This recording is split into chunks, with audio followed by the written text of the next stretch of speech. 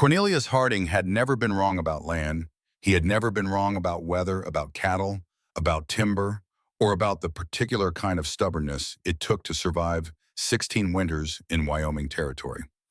He had built his ranch from $200 and a pair of hands that knew how to bleed without stopping.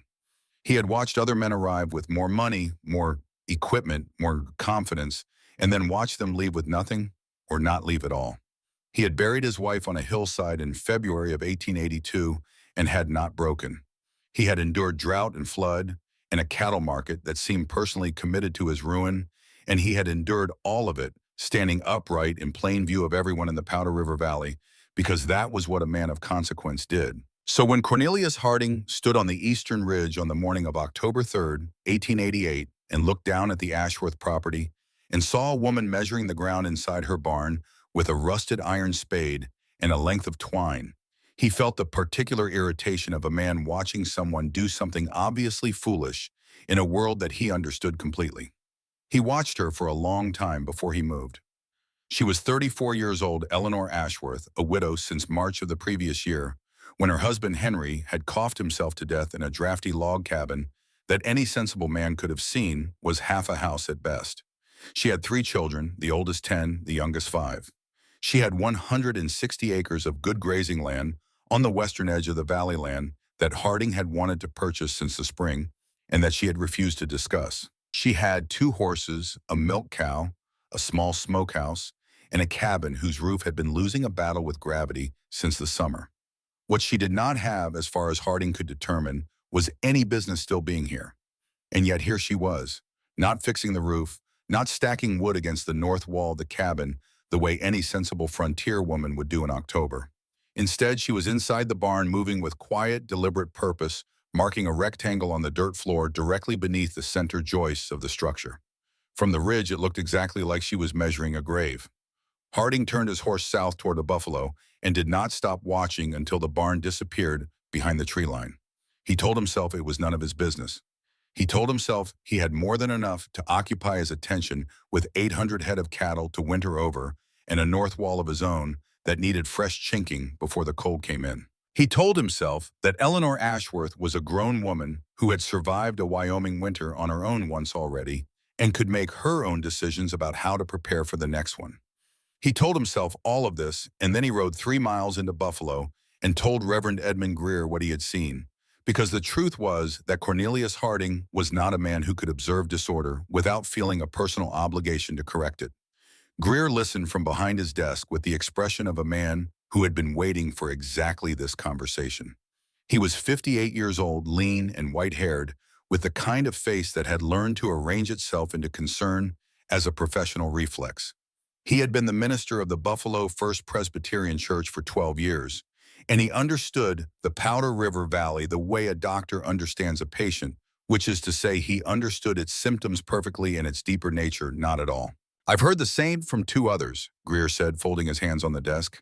"She's digging under the barn floor. Not a root cellar, something larger." "She's going to lose that claim," Harding said. "Homestead Act requires a dwelling fit for human habitation. A hole in the ground does not qualify."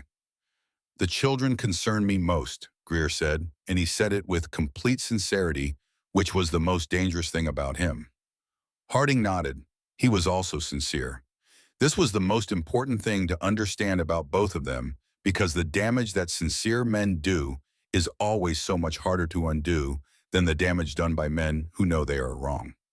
He rode home in the late afternoon light, thinking about the problem of Eleanor Ashworth, and it was not until he was sitting at his desk after supper, reaching into the bottom drawer for the ledger, that his hand found the other thing he kept there. A small journal with a brown leather cover, worn soft along the spine. His wife's handwriting on the pages inside, small and careful the way Margaret had done everything. He had not opened it in 3 years. He opened it now to no particular page and read what was there. October 1879. "Cornelius thinks I worry too much about the cold coming in under the kitchen floor. Perhaps he is right, but I keep thinking about the potato cellar on Father's farm in Ohio, how nothing ever froze down there, even in the worst winters. There is something about deep earth that I don't understand yet. I would like to understand it. I asked Cornelius if we might dig out a proper room beneath the kitchen, something insulated and stone-lined. He said, "We are not prairie dogs, Margaret. We build above the ground like civilized people." Harding read that passage twice. Then he closed the journal and put it back in the drawer and did not look at it again that night. But he did not sleep particularly well either. He had not built Margaret her underground room. She had asked twice more over the following 2 years, each time with slightly less hope in the asking, and each time he had declined with the absolute confidence of a man who had survived 16 Wyoming winters and therefore knew more about surviving Wyoming winters than anyone. In February of 1882, Margaret had developed a cough in their bedroom where the wind came through the gap between the north wall logs whenever the temperature dropped below 10 degrees. The cough had become pneumonia. The pneumonia had become a silence that had been living in the house ever since. Harding did not connect these facts in any linear way. That is to say, he did not sit at his desk and think my wife suggested something sensible. I refused. She died because of the cold, and therefore I was wrong. The mind of a man who has been right for a very long time does not move in straight lines toward uncomfortable destinations. Instead, the facts lived in separate rooms inside him, and the door between those rooms stayed closed. On October 8th, he rode to the Ashworth property with Dale Pruitt riding 2 lengths behind him because Dale Pruitt was the kind of man whose presence communicated things that Harding preferred not to say out loud. He found Eleanor in the barn. The hole was already 4 feet deep, walls cut straight as masonry, the displaced earth removed in uniform buckets, and piled neatly outside the east wall. She was standing at the bottom with a plumb line checking the vertical on the north wall with the attention of a surveyor. She did not look up when he dismounted. Harding stood at the edge of the excavation and looked down at her and felt, without being able to name it, a kind of recognition. Something in the way she stood, something in the way she held the plumb line with 2 fingers absolutely steady, measuring the world on her own terms. He pushed the feeling aside. "Mrs. Ashworth," he said, using the formal address the way you use a tool to set the register of what was about to happen. "I expect you know why I've come." She looked up then. Her face was dark with soil and entirely composed. "I expect I do, Mr. Harding. I'll be direct with you. This claim requires a structure fit for habitation by November 1st. A barn floor excavation doesn't meet that standard. The county has been patient with your situation, but patience has limits." She set the plumb line against the wall and looked up at him with dark eyes that held no anger and no fear, which was somehow more difficult to face than either. "The patience of the county," she said, "has never kept a child warm in January. There are alternatives. The church maintains a communal house in Buffalo. I'm in a position to offer fair market value for this land, enough for you to relocate your family to a proper town setting with a real roof over your heads." She looked at him for a moment without speaking. The 2 horses in the far stalls shifted their weight. The sound of their hooves on the packed dirt was steady and rhythmic, like something thinking. "My husband died in a proper house with a real roof," Eleanor Ashworth said. "The roof let the cold in through every seam. He burned 3 cords of wood trying to keep 4 people warm and still froze from the inside out. I won't do it again." Harding kept his voice even. "What you're proposing isn't a house. It's a hole. It's going to be a room. Sewn walls, insulated floor, ventilated ceiling. 7 feet below the frost line, where the ground temperature stays above 50 degrees regardless of what the air does above it. While you're burning wood in a fireplace that loses 80% of its heat up the chimney, my children will be sitting in a room that the earth itself is keeping warm." He looked at her for a long moment. Behind him, Dale Pruitt was absolutely silent, the way large men are when they are being used as punctuation. "November 1st, Mrs. Ashworth," Harding said. "A proper dwelling or the deed goes under review." He turned and remounted and rode away, and he did not look back, because looking back would have meant seeing the expression on her face, and the expression on her face was the expression of someone who was not afraid of him, and that was something he needed to not see right now. He rode home thinking about everything he was certain of. He was certain the excavation was foolish. He was certain a widow with 3 children and no income could not possibly maintain a viable homestead claim through another Wyoming winter. He was certain that Eleanor Ashworth, however determined, was operating outside the boundaries of what was sensible, and that he was doing her a practical kindness by forcing a resolution before the cold made the decision for everyone. He was certain of all of this with the same completeness that he had been certain Margaret was worrying too much about the kitchen floor.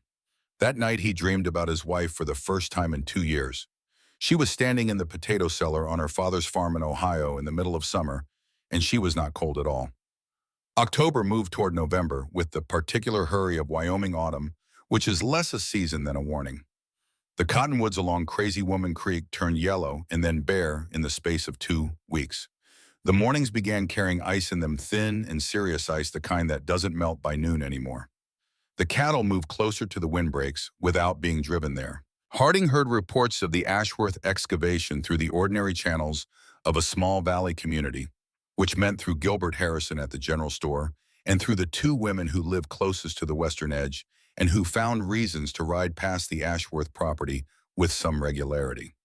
What he heard made him progressively more uneasy in a way he refused to examine directly. Eleanor had acquired clay drainage tiles from a building supplier in Sheridan and had installed a ventilation system that ran under the barn's foundation and out through a fissure in the limestone bluff to the north, completely invisible from outside. She had gathered white quartz from the dry creek bed and was building interior walls using a dry stack technique. Stones fitted without mortar, angled inwards so that the pressure of the surrounding earth would lock them in place. She had stuffed the gaps in the barn's floorboards with raw sheep's wool and compressed straw. She had built a small hearth in the corner using fire-hardened brick mortared with clay. When Harding asked his own foreman, a man named Silas Webb, who had 20 years of building experience, whether such a construction would hold, Webb was quiet for a moment before answering. "The ventilation system without an exterior chimney is clever," Webb said carefully. "The dry stack technique she's using, if she's doing it the way you describe, that's not something you learn from a catalog. That's something you understand from first principles. The thermal mass principle she's working with is real. I've seen similar things in Germany in mountain regions.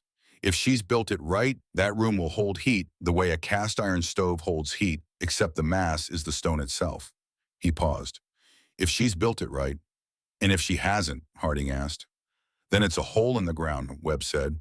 But the way he said it made clear that he did not think that was the likely outcome. Harding sat with that conversation for 3 days. He found himself in the evenings opening Margaret's journal to the passages about the potato cellar, reading them the way you read something you are trying to disprove. He found that he could not disprove them.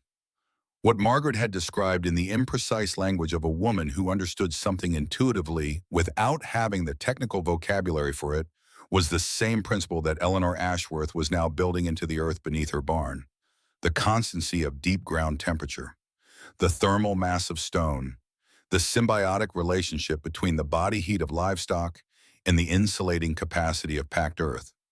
Margaret had known.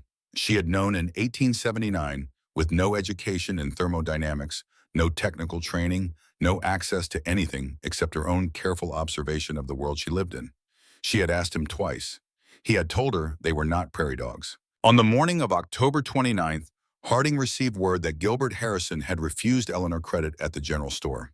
He learned this because Harrison mentioned it with some discomfort at the Buffalo Business Association meeting, noting that the widow Ashworth had paid for fire brick with her wedding ring, and that the transaction had left him with the feeling he could not entirely justify as good business practice. Harding said nothing during this report. He kept his face composed in the expression of a man hearing information that does not particularly concern him. That night he went to his desk, opened the bottom drawer, and took out Margaret's journal. He read it from the first page to the last. It took him most of 2 hours.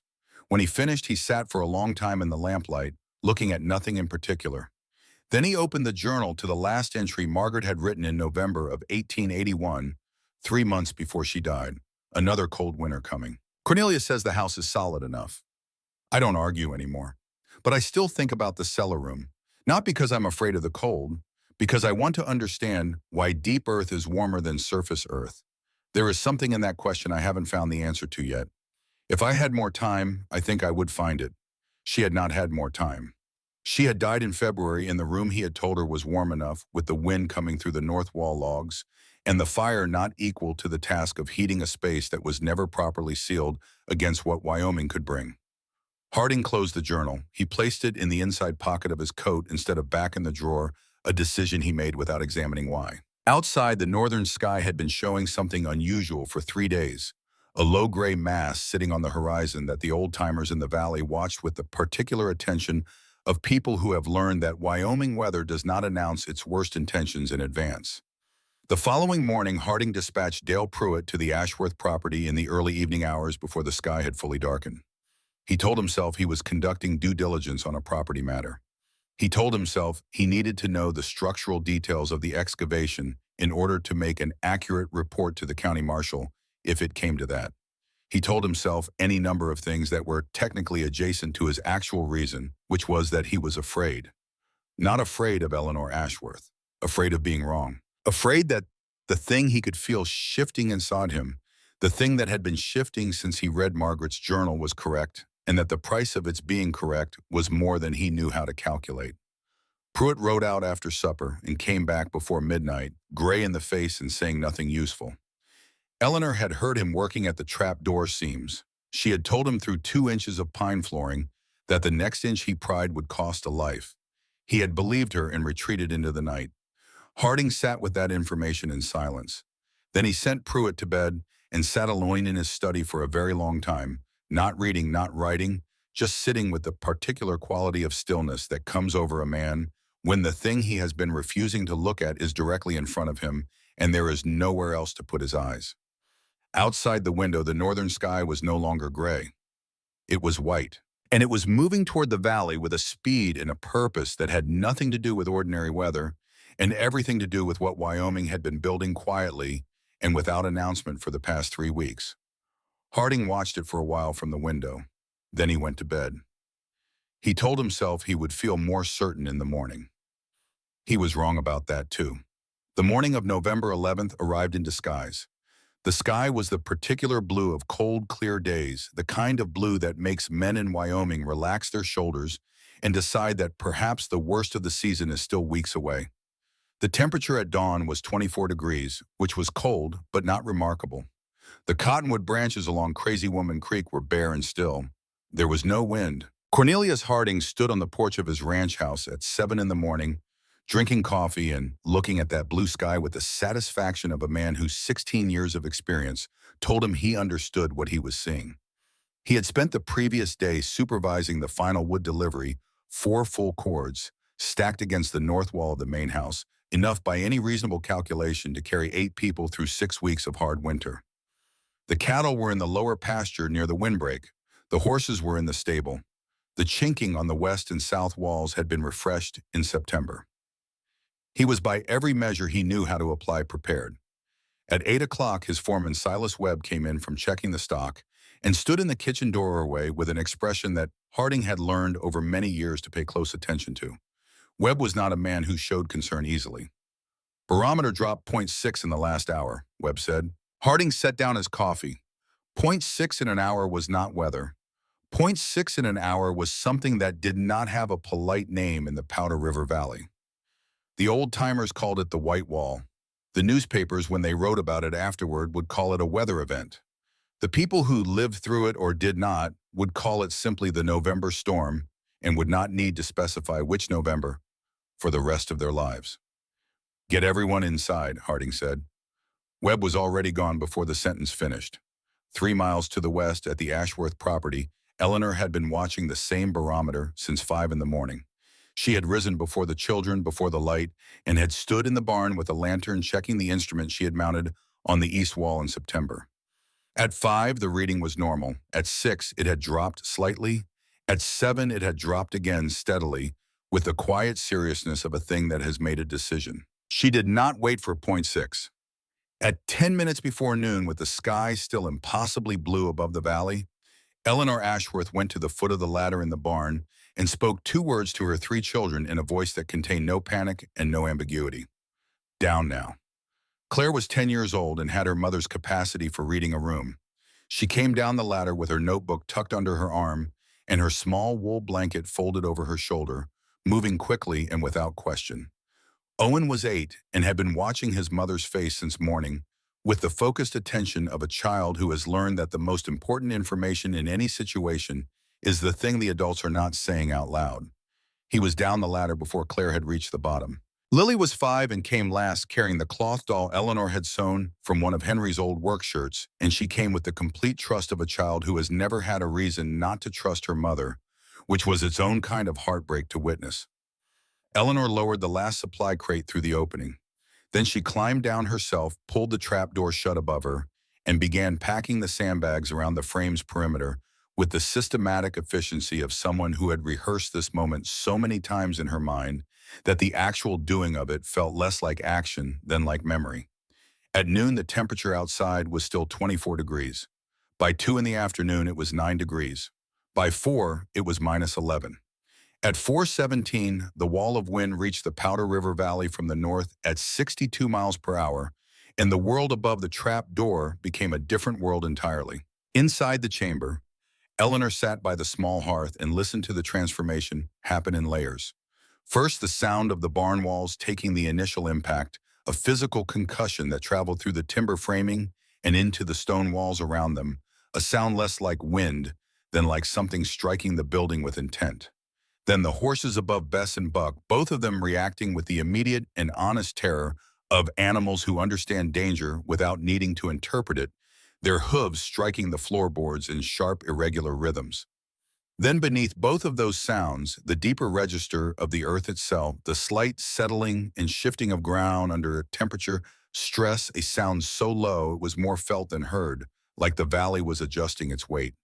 The thermometer on the pine table read 52 degrees. Owen sat on his bunk with his knees pulled up, watching his mother's face. This was what he did in difficult moments. He read Eleanor the way Eleanor read the barometer, looking for the small, calibrated movements that told the truth beneath the surface. What he saw was a woman who was not afraid, and this was more comforting to him than anything she could have said, because he was 8 years old and he knew the difference between someone who was not afraid because they had not understood the situation and someone who was not afraid because they had understood it completely and prepared for it anyway. "It sounds like the barn is breaking," he said. Eleanor added a single piece of split oak to the hearth. "The barn is being tested," she said. "There is a difference. What if it fails the test?" She looked at her son for a moment. Outside, 300,000 tons of wind-driven snow were beginning their work on every wooden structure in the Powder River Valley, finding the gaps and chinking the seams between logs, the small architectural betrayals that fine weather conceals and hard weather exposes without mercy. "The barn was built by your father," Eleanor said. "He built it with better wood than he built the house because he trusted the animals more than he trusted the walls to take care of themselves. The oak will hold."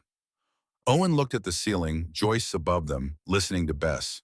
The mare's hooves had settled into a steadier rhythm, now less panic and more endurance, the sound of an animal committing to patience. He seemed to find something reassuring in this. He unfolded himself from the bunk, picked up his small notebook, and began writing in it, and Eleanor watched him do this and thought about Henry's journal in a way that sat quietly in her chest without becoming grief. The first night was the worst for sound, if not for temperature.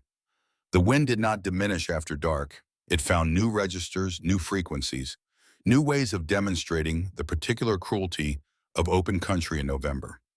The cabin 50 yards from the barn, the structure that Reverend Greer had called a proper dwelling and Cornelius Harding had cited as the legal standard for human habitation, began coming apart at 10 o'clock. Eleanor heard it clearly through the ventilation channel, the progressive structural failure of a building that had never been adequate to what Wyoming could ask of it, the loss of chinking, the separation of log courses, the final resignation of the roof under accumulated load. The thermometer read 53 degrees. Lily slept through most of the first night with her cloth doll tucked against her chin, her breathing slow and even, the breathing of a child who has been told she is safe and has believed it completely. Claire lay awake reading by the oil lamp or appearing to read while actually listening, cataloging sounds the way her mother had taught her without teaching her through the example of a life lived in careful attention to the world. Owen slept in fits, surfacing every few hours to check the thermometer, and then returning to sleep with the satisfied expression of a boy who has found the data consistent with his hypothesis. Eleanor did not sleep at all that first night. She sat by the hearth and managed the fire with the precision of a surgeon, feeding it exactly enough to maintain the thermal equilibrium, She had calculated, never more watching the thermometer the way a pilot watches an altimeter, understanding that the number was not merely a measurement, but a margin between one outcome and another. The second day brought a new order of difficulty. The snow accumulation on the barn roof had reached a depth that the original structure had not been designed to support, and by mid-morning, Eleanor could hear the primary cross-member of the trapdoor frame beginning to bow under the load. A slow, progressive complaint of timber under stress that she recognized immediately as a structural problem with a limited time window for correction. She looked up at the bowing frame. She looked at the cedar support posts she had staged against the quartz wall for exactly this contingency. She looked at Owen. He was already looking at her. "The frame is taking too much load," she said. "We need to support it from below. I need you to help me." Owen was off his bunk before she finished the sentence. He was 8 years old, and he had spent 6 weeks watching his mother build this room, asking questions about every decision, listening to the answers, with the focused intensity of a child who understands that what he is learning is not carpentry, but survival, which is something else entirely. Eleanor showed him the placement once. She showed him the angle, the relationship between the vertical post and the bowing timber, above the way force traveled through a structure and could be redirected if you understood where the stress was concentrated. Owen placed the first post without being told twice. They worked together for 20 minutes, Eleanor and her 8-year-old son, using leverage and the combined weight of their bodies to ease the bowing frame upward by 3/4 of an inch, enough to relieve the critical stress on the primary joists. Then they wedged the vertical supports into place, transferring the load of the snow above through the posts and into the packed earth floor, and the complaining of the timber stopped. The thermometer read 54 degrees. On the third day, Lily saved their lives. She did not know she saved their lives. She was 5 years old, and she was looking at the oil lamp on the table because it was the only moving thing in the room besides the shadows, and she had been sitting still for a very long time, and her attention was looking for somewhere to go. "Mama," she said, "the lamp is getting small, and it keeps shaking even though there is no wind down here." Eleanor turned from the hearth and looked at the lamp. The flame had shrunk to half its normal impact and was trembling with an instability that had no relationship to any draft, wavering and pulling inward on itself, producing a faint, dark smudge at its tip that had not been there an hour before. This was not a flame being buffeted. This was a flame being starved, consuming the last available oxygen in the immediate air around it, its unsteady, diminished light, the visible signal of what was happening invisibly throughout the sealed room. She crossed to the ventilation inlet in 3 steps and confirmed what she already knew. The external drift had finally buried the limestone bluff's fissure, packing the ventilation channel with 3 feet of fine crystalline snow, cutting off the air exchange that was the room's lung, the thing that made the difference between a shelter and a sealed container, filling slowly with the product of its own hearth. She calculated the time they had left. It was not a long calculation. Eleanor put on her heaviest coat.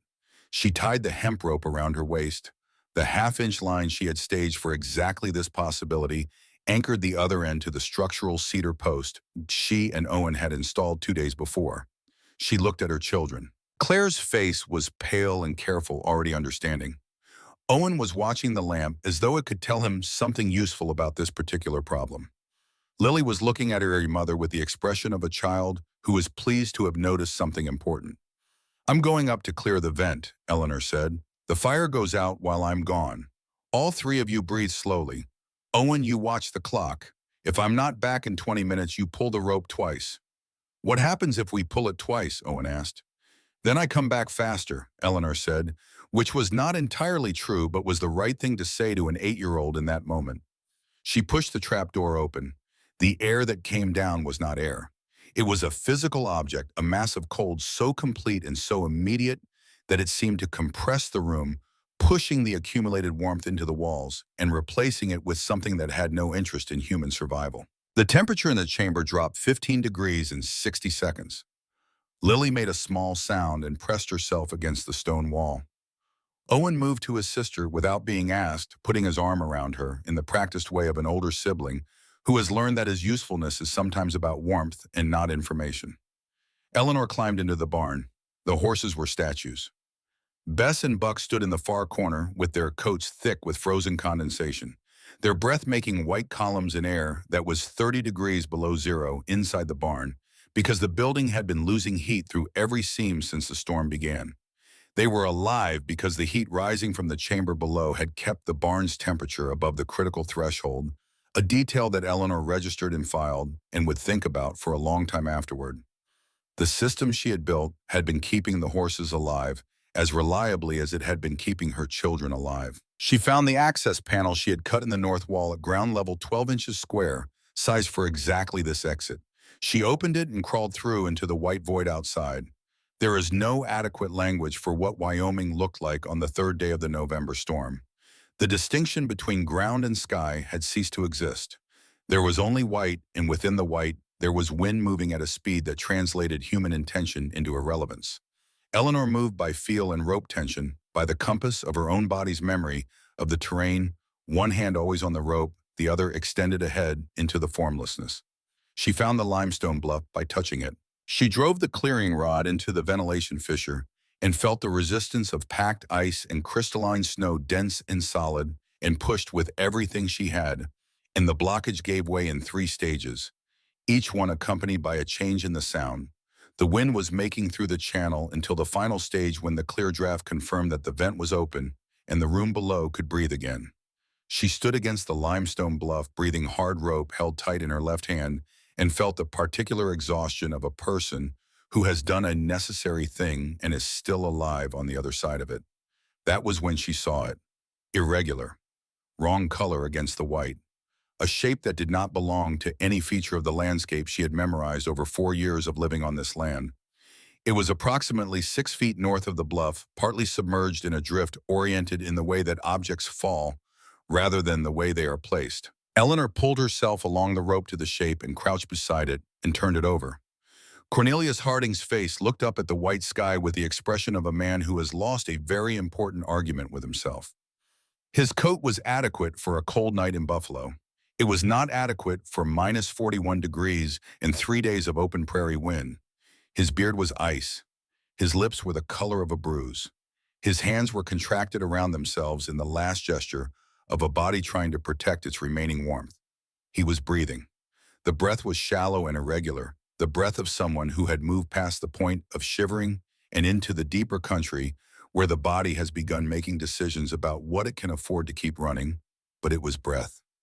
Eleanor looked at him for the 3 seconds she allowed herself. She counted them deliberately because she knew that if she looked longer, she would start to think about everything he had done and everything he had represented and everything he had cost her, and she did not have time for that now, and this was not the moment for it. She reached for the grain sled, getting Harding back through the access panel and down the ladder, and onto the floor of the chamber was a 20-minute exercise in physics and determination, moving 190 pounds of unconscious man through spaces not designed for this purpose, using only rope leverage and the absolute refusal to consider any outcome other than success. Owen helped from below, without being asked, bracing the ladder, guiding Harding's legs through the opening, doing the things that needed doing with the quiet competence he had been developing since October in a classroom that had no walls and no graduation ceremony. When Harding was on the floor of the chamber, Eleanor sealed the trap door and repacked the sand around the frame. She rebuilt the fire from the coals that had held in the damped hearth. The temperature in the room, which had dropped to 36 degrees during the excursion, began its slow climb back toward 50. Lily looked at Harding for a long time. Then she looked at her mother. "Is he the man who wanted to take our house?" she asked. "Yes," Eleanor said. Lily thought about this. "Are we going to give it back to him?" "No," Eleanor said. "We're going to give him something he needs more." She did not explain what she meant by this. She did not need to. She was 34 years old, and she had built this room with her own hands in 6 weeks in the autumn of her widowhood, and she had kept her children alive through 3 days of the worst storm in Wyoming's recorded history, and she had gone out into minus 41 degrees on a rope and cleared a ventilation channel by feel in a whiteout and dragged an unconscious man back through a 12-inch access panel. She knew exactly what Cornelius Harding needed more than his house. The stone walls held the warmth. The horses breathed above them. The thermometer climbed back toward 50, then past it, then settled at 53, with the steady indifference of a system that does not know it is extraordinary because it has simply been built correctly and is doing what it was built to do. Outside, the storm continued its argument with the world. Inside, a woman who had been told she was not fit to raise children in a Christian territory sat by the fire and watched a man who had tried to take everything she had built and waited for him to wake up and understand what the earth had been trying to tell them both. Cornelius Harding woke to warmth, not the aggressive warmth of a fire working hard against cold that was winning anyway, the kind of warmth he had known in his own house for 3 days before the walls gave up their pretense of adequacy. This was something different. This was warmth that did not require effort to maintain warmth, that existed the way a fact exists without argument or apology. It came from the walls and from the floor and from the steady rhythmic sound above him that he needed several seconds to identify as the hooves of horses on a wooden floor. He lay still and looked at the ceiling and understood before he was fully conscious that he was underground. The quartz walls caught the oil lamp light and scattered it in small constellations across the low ceiling. The hearth in the corner held a modest fire, a single piece of oak burning with the restrained efficiency of something being managed rather than fed. The thermometer on the pine table read 53 degrees. Outside, which was a concept that seemed very far away, the storm continued its work on the surface of the world. But the sound of it here was the sound of something heard through earth, muffled and distant, the tantrum of weather reported from a place where weather had no jurisdiction. Eleanor Ashworth was sitting by the hearth with her back to him. She was not watching him. She was not waiting for him to speak. She was feeding the fire with the attention of a woman who has decided that the fire is more important than the conversation, which told Harding more about his situation than anything she could have said directly. He sat up slowly. His hands were wrapped in cloth, his coat removed a wool blanket over his legs. Someone had taken off his boots. His fingers had the distant, unfamiliar feeling of flesh that has been very cold and is slowly remembering what it is for. He looked at his hands for a long time. On the far side of the room, 3 children were arranged in their bunks in the various postures of sleep. The oldest girl had a notebook pressed against her chest with both hands holding it the way some children hold a stuffed animal. The boy had his face turned toward the wall, but even in sleep, his shoulders held a tension that Harding recognized as the tension of someone listening. The smallest child slept with complete abandonment, one arm flung out, her cloth doll wedged between her cheek and the mattress. Harding looked at those 3 children for a long time. He thought about the letter he had drafted in September, the one to the county land office, outlining his legal argument for the review of Eleanor Ashworth's homestead claim. He had written it carefully in the measured language of a man conducting legitimate business. He had used words like adequate habitation and viable maintenance in the welfare of minor children. He had been proud of the letter's precision. He could not look at those 3 sleeping children and feel anything about that letter except a specific and undecorated shame. Eleanor spoke without turning around. "You've been unconscious for 4 hours," she said. "Your core temperature was low enough that I wasn't certain you'd come back. You came back. Where did you find me?" "North of the limestone bluff, 30 feet from the ventilation outlet I went out to clear." She added another small piece of wood to the fire.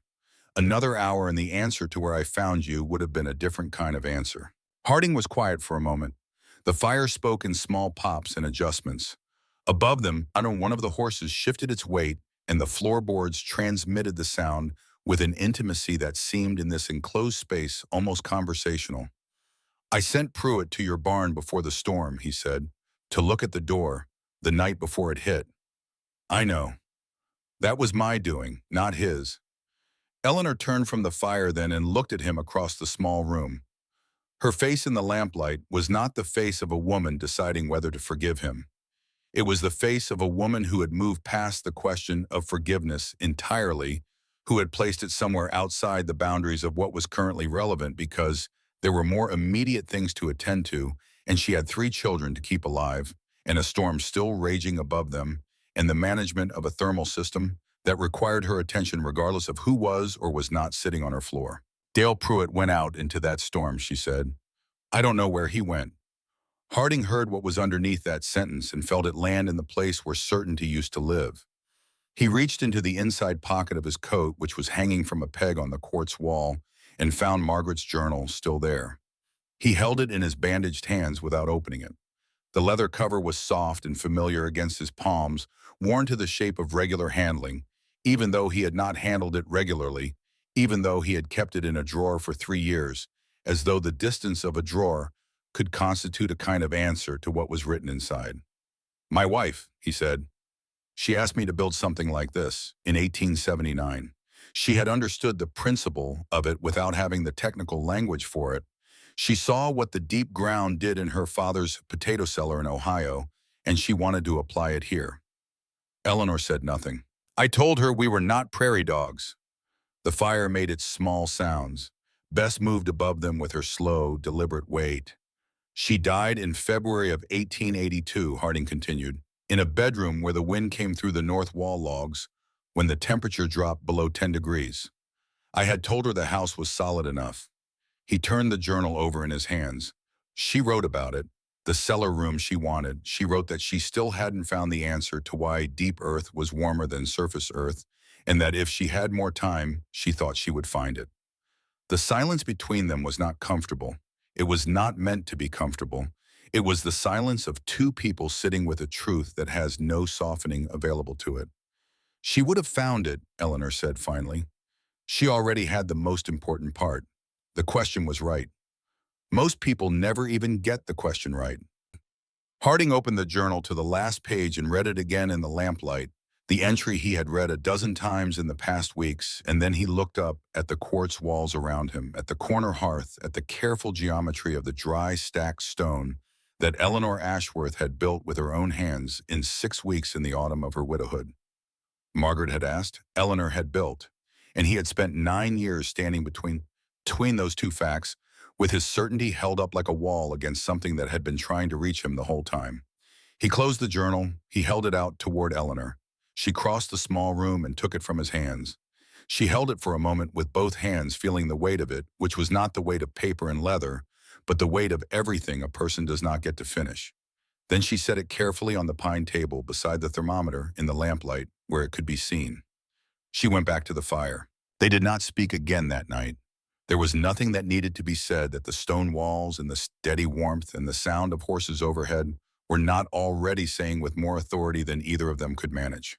On the morning of the 7th day, the barometer stabilized. Eleanor woke before the others and lay still for a moment, listening to the quality of the silence above them. Because silence above an underground chamber during a Wyoming blizzard has a texture, and the texture that morning was different from the texture of the previous 6 mornings. The storm had not stopped, but it had changed its mind about something. The howling had become a sigh, and a sigh in Wyoming is the weather's way of acknowledging that it has made its point. She climbed the ladder and pushed at the trap door. It did not move. The consolidation of ice and packed snow above the door had created a seal with the structural integrity of masonry, the combined weight of 6 days of accumulation pressing down with an indifference to her schedule that was purely geological. She retrieved the iron pry bar from its bracket on the quartz wall, fitted it into the gap between the door frame and the floorboards, and applied leverage with both hands and the full weight of her body until the seal fractured with a sound like a rifle shot, and the door swung upward on its hinges. Cold air fell into the chamber like water. She climbed up into the barn. Bess and Buck were alive. Their coats were matted with frost, their eyes dull with the exhaustion of 6 days of confinement and cold. But they were standing and they were breathing.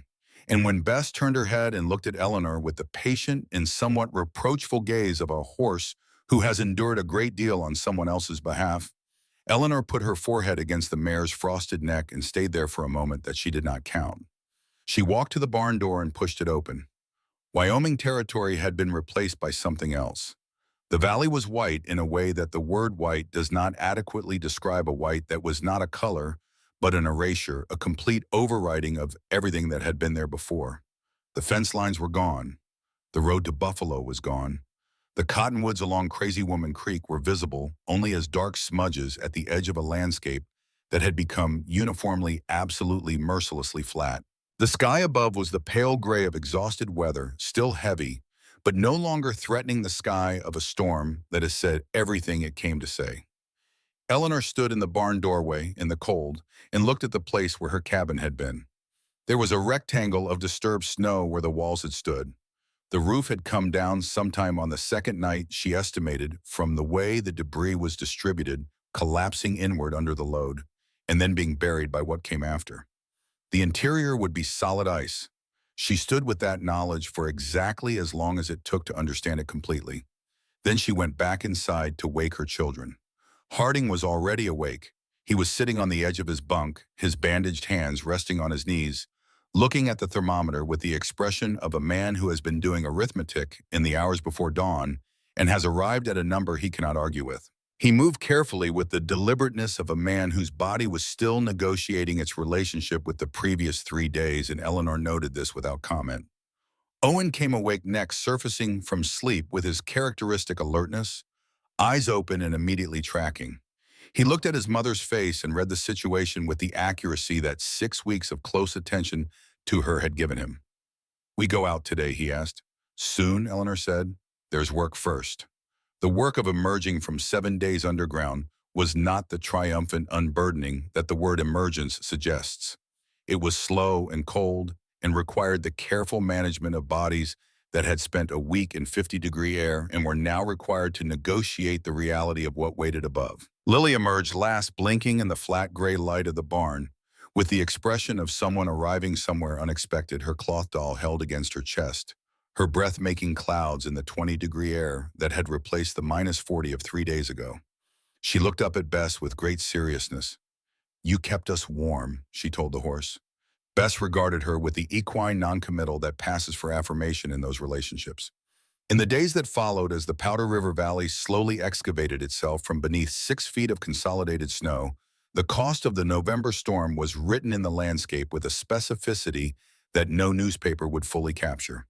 The Calloway family to the east had lost 2 of their 6 members on the first night, caught between the farmhouse and the barn in the initial minutes of the storm. The Morrison property stood empty, its owners having ridden to Buffalo 3 days before for supplies, and been stranded there, returning to a collapsed structure that retained the shape of a house only in the architectural memory of its foundation.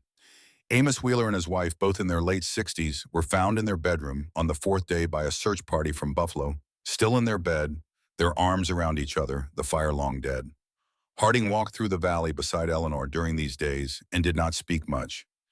He moved slowly, his hands still wrapped in the cloth bandaging Eleanor had applied in the chamber, and he made no complaint about the pace or the cold. He was a man doing arithmetic of the kind that cannot be avoided, adding up a column of figures whose sum keeps coming out the same, no matter how many times you recheck the math. 16 years of certainty, 800 head of cattle, of which nearly 600 were dead. A ranch house whose north wall had failed on the second night, leaving 2 hired men to burn the mahogany dining room table and the leather-bound collection of the complete works of Walter Scott to maintain a survivable temperature in the smallest interior room. And across the valley, the evidence of every house built with the confident logic of surface dwelling, the logic that said, put your walls above the ground and face the wind directly, and prove your civilization by refusing to compromise with the landscape. 23 people in the Powder River Valley and its immediate surrounds had not survived to see the barometer stabilize. On the morning of the 4th day, after the storm, was standing before the collapsed ruin of the Wheeler house with the cold sun making everything painfully clear, Harding said the thing that had been working its way to the surface through all the calculation. "How many could we have saved?" he said. It was not quite a question. Eleanor looked at the Wheeler house for a moment. "That's not the question that helps anything now," she said. "What's the question that helps how many we can save before next November?" She said it simply, without drama, the way she said everything, in the tone of a woman for whom the present moment and its practical requirements are always more urgent than the emotions that the present moment might reasonably produce. Harding looked at her and understood, perhaps for the first time, with the full weight of understanding rather than the intellectual acknowledgement he had been capable of before the storm, that Eleanor Ashworth was not a woman who had been waiting for his approval or his assistance or his change of heart. She had been building something that would work whether or not he ever came around. His coming around was, from her perspective, a practical resource and nothing more. He found he respected this more than he could say. 2 days later, Reverend Edmund Greer walked 3 miles through the remaining snow from Buffalo to the Ashworth property alone. He arrived in the late morning, his boots soaked through his white hair, uncovered his face, carrying the specific exhaustion of a man who has spent a week presiding over the consequences of a theology that had not prepared anyone for what the earth could do. He descended the ladder into the chamber without being asked twice. He sat in the chair and looked at the quartz walls and said nothing for several minutes. 3 of his parishioners had lost fingers to frostbite. One family had lost their oldest son. The communal house he had offered Eleanor as an alternative to her underground room had held but barely and not without cost. "I called this a kennel," he said finally. "I remember," Eleanor said. "The word I should have used was sanctuary." He looked at the walls. "The word I should have used on the first day when you showed me what you were building was remarkable." He folded his hands on the table. "I am asking you what I can do. Not what the church can do, not what the county can do, what I can do." Eleanor sat across from him. "Use your pulpit," she said. "Tell people this works. Tell them the science of it clearly without the language of miracles, because it is not a miracle, and calling it one will make people think it cannot be replicated. It is thermal mass and ground temperature and the physics of insulated space. Those are things every family in this valley can apply before next winter if someone explains them plainly. And the families who can't afford the materials." Eleanor looked at Harding, who was standing near the hearth. Harding said, "I'll provide the materials. I have stone on the Eastern Ridge timber from the Morrison property, since they'll be rebuilding elsewhere, and enough cash from the cattle insurance to fund labor for a dozen structures at minimum." He paused. "It is the least I can do. It is considerably less than the least I can do actually, but it is what is possible right now." Greer looked between the two of them with the expression of a man observing something he had not expected and is honest enough to recognize as better than what he had been providing. "All right," he said, "and then what happened to Dale Pruitt?" Harding was quiet for a moment. "Found 4 miles east after the third day. Him and his horse both." No one said anything further about Dale Pruitt. There was nothing to say that the silence did not already contain. The work began the following week. 8 families in the Powder River Valley started construction of winter parlors before December. Not because they had been ordered to, not because a legal notice had been posted or a church decree had been issued, but because they had stood in front of the rubble of their inadequate house and understood with the simplicity of physical experience that the question of how to survive a Wyoming winter had been answered, and the answer was 7 feet below their feet the whole time. Cornelius Harding worked alongside Eleanor at each site. This was his own requirement imposed on himself, not negotiated or suggested by anyone else. He was 52 years old, and he had not done physical construction labor in more than a decade, and his hands, which had grown soft in the way of men who have become successful enough to direct rather than do, were still healing from the frostbite of the storm when he began. He worked carefully and without complaint, and his hands relearned the specific language of stone and soil with a slowness that he found humbling in a way that he did not resist. By the 3rd week after the storm, he was working without the bandaging, and by the 4th week, his placement had improved enough that Owen Ashworth only corrected him once per site instead of 3 times. Owen corrected him with the matter-of-fact directness of a child who has not yet learned to soften accurate observation with social tact, and Harding accepted every correction without comment. He was a man who had spent 16 years being too certain to learn anything new, and the experience of being instructed in masonry by an 8-year-old in Wyoming in December was he found exactly the specific medicine that his particular illness required. On the afternoon of the 3rd site, the Wheeler property where he had decided to build the first winter parlor in the names of Amos and Clara Wheeler, Owen set down his tools and looked at Harding with the direct appraising gaze that Harding had noticed from the first day in the chamber. "You're not as bad at this as you were," Owen said. "No," Harding agreed, "I'm not." Owen picked up his tools and went back to work. Harding watched him for a moment before doing the same. Claire Ashworth did not work on the construction sites. She sat at the pine table in the underground chamber with her notebook open and documented everything, because she had understood since October that what her mother was building was not only a room, but a principle, and that principles are only as durable as their documentation.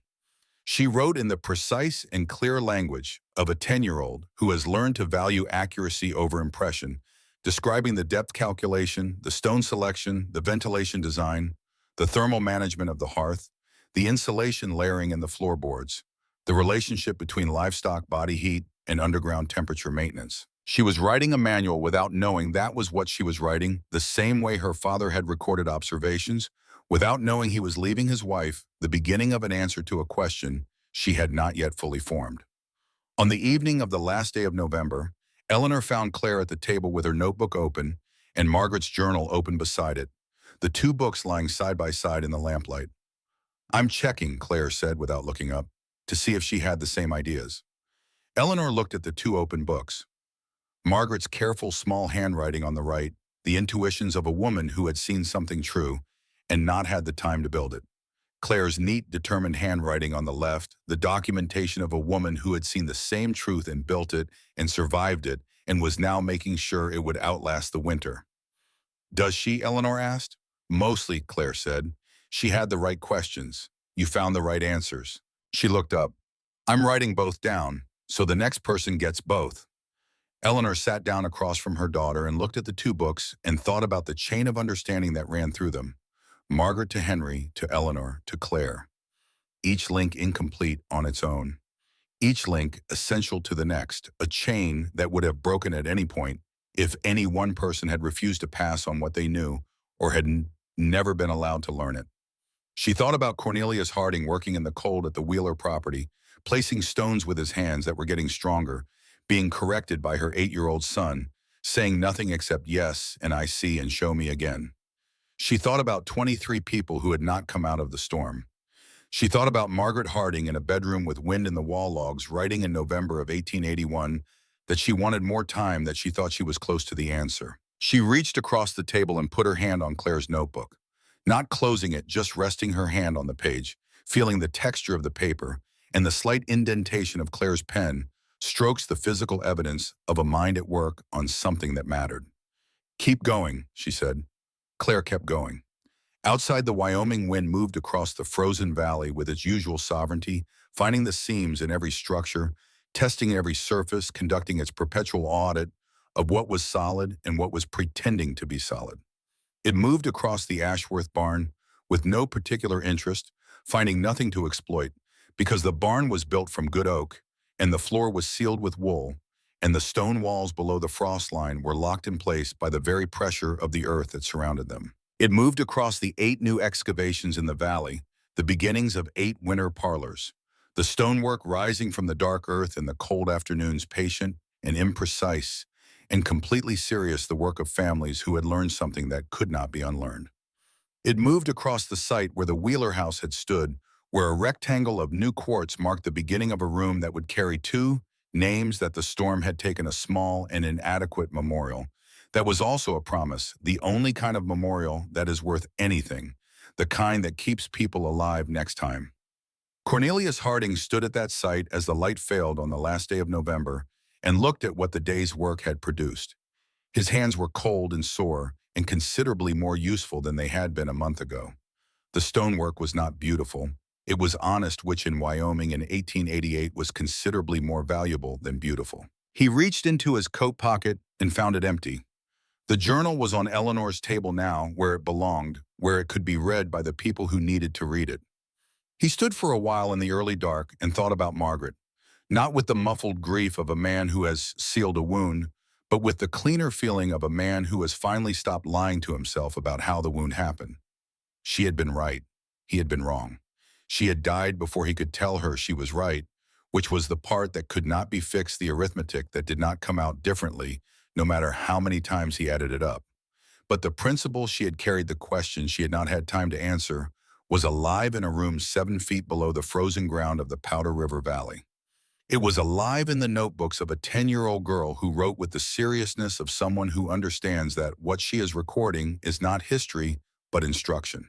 It was alive in the hands of an 8-year-old boy who corrected stone placement with the confidence of someone who has been taught by necessity and paid very close attention. It was alive in a way that Cornelius Harding, had he not been wrong for so long, and in so many directions, might never have been in a position to witness. He picked up his tools and walked back toward the light that was coming from the Ashworth barn, where Eleanor was closing up the site for the evening, and Owen was making his final inspection of the day's stonework, and Lily was telling Bess about something that had apparently happened with the cloth doll that required the horse's immediate attention. He walked toward the light across the frozen ground of a valley that had been remade by a storm that had not distinguished between the certain and the uncertain, the careful and the careless, the proud and the humble. The ground held him. It held him the way it held everyone without preference or judgment, without memory of who he had been, before the cold came without interest in anything except the simple physical fact of his weight pressing down and its own reliable solidity pressing back. 7 feet below the frost line, the temperature of the earth was 53 degrees. It had been 53 degrees in October. It would be 53 degrees in March. It did not know about the storm. It did not know about the 23 people who had not found their way to shelter in time. It did not know about Margaret Harding or Henry Ashworth or the journals they had left behind, or the children who were reading them by lamplight in an underground room that smelled of stone and wool and the specific warmth of animals and earth combined. The deep ground knew only one thing, and it had been trying to teach it to anyone who would listen for as long as there had been anyone to teach. It was simply this. That warmth, real warmth, the kind that holds through the worst that winter can bring, does not come from what you build against the cold. It comes from what you build within the earth that was here before the cold arrived and will be here long after the cold has said everything it came to say and moved on. Eleanor Ashworth had known this. Margaret Harding had almost known this. Henry Ashworth had written it down without knowing he knew it. And Cornelius Harding, 52 years old, standing in the dark of the last day of November, 1888, with sore hands and an empty coat pocket, knew it now. He walked into the light.